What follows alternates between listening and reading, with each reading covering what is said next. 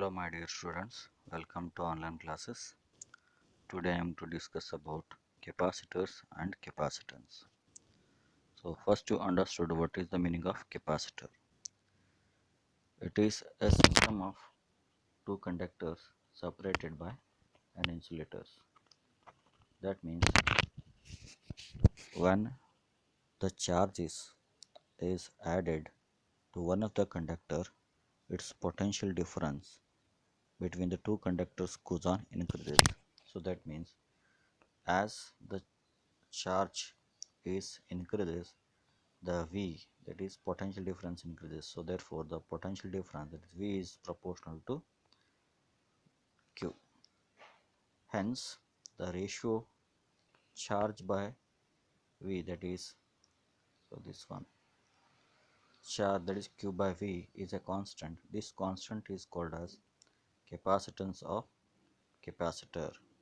It is independent of Q or V, but the capacitance, it depends only on the structure, geometrical structure of the conductors.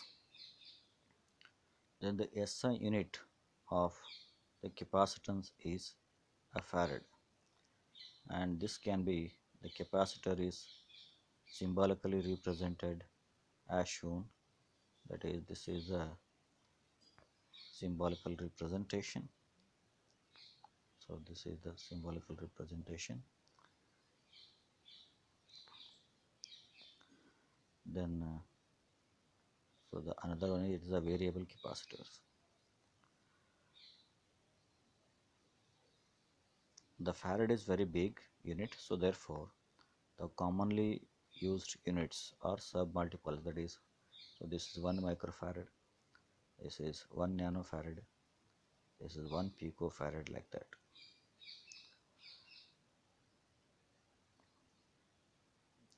The next point is, that is parallel plate capacitor. So let us take the parallel plate capacitor. So here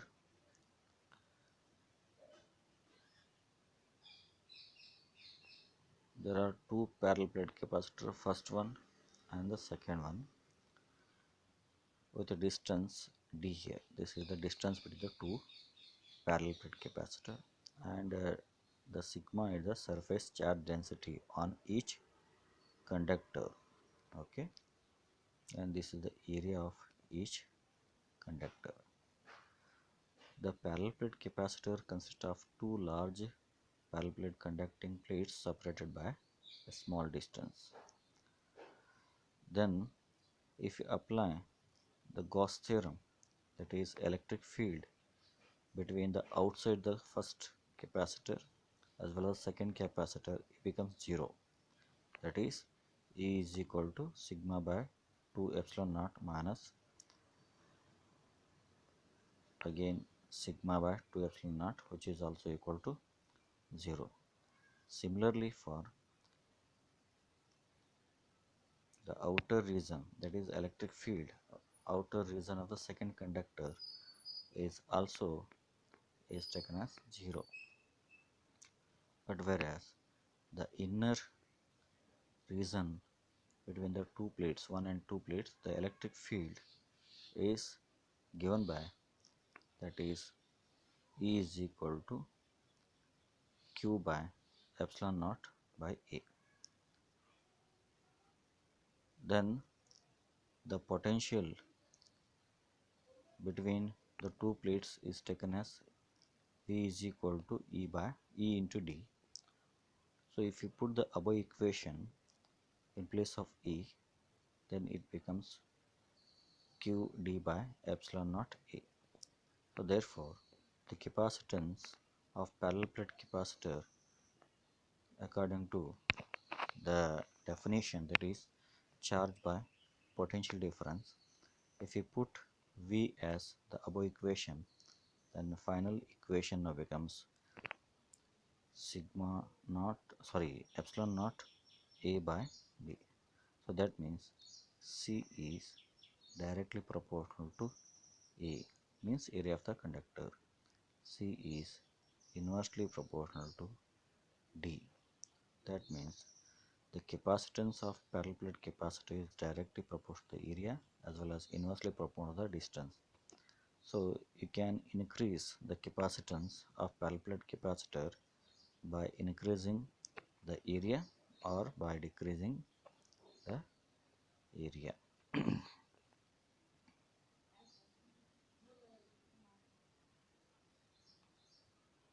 Okay, next one.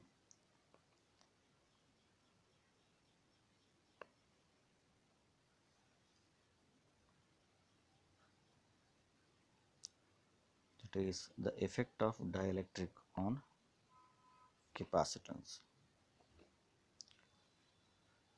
When there is a vacuum between the plates, then the electric field between those plates is taken as sigma by epsilon naught. Then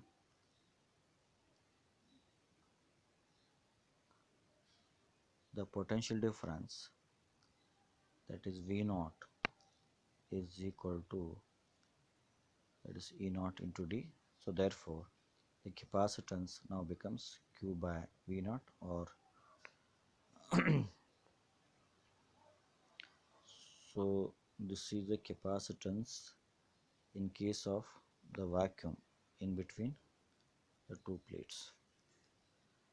So if the another dielectric is inserted between the two plates, then the electric field between those two plates is taken as E is equal to sigma minus of sigma p divided by epsilon naught.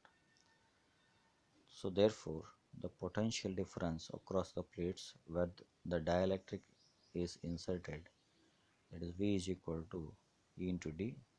By putting the E is equal to sigma by sub sigma p by epsilon naught, then the equation now becomes V is equal to sigma minus of sigma p by epsilon naught into D.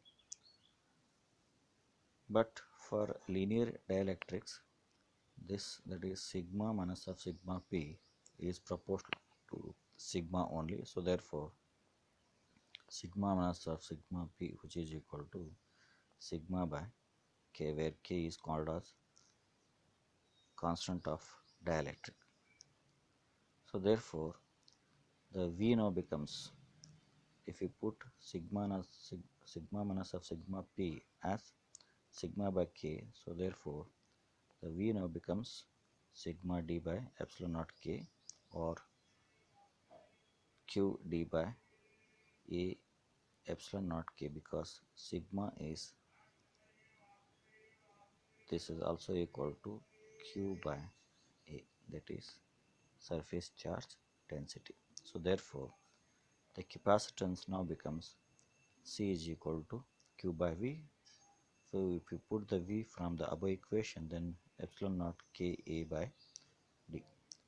So the product, that is epsilon naught k, it is called as the permittivity of the medium. So this is also equal to epsilon. So therefore, so this equation, that is epsilon, now becomes epsilon naught into k. So this is very important here. So therefore if k is equal to 1, then epsilon is equal to epsilon naught. It is called as the permittivity of the vacuum.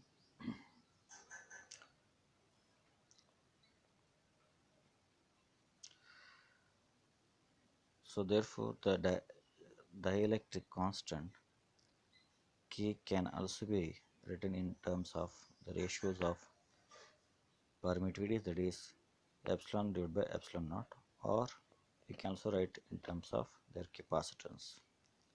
Okay, so therefore according to this equation, the dielectric constant of a substance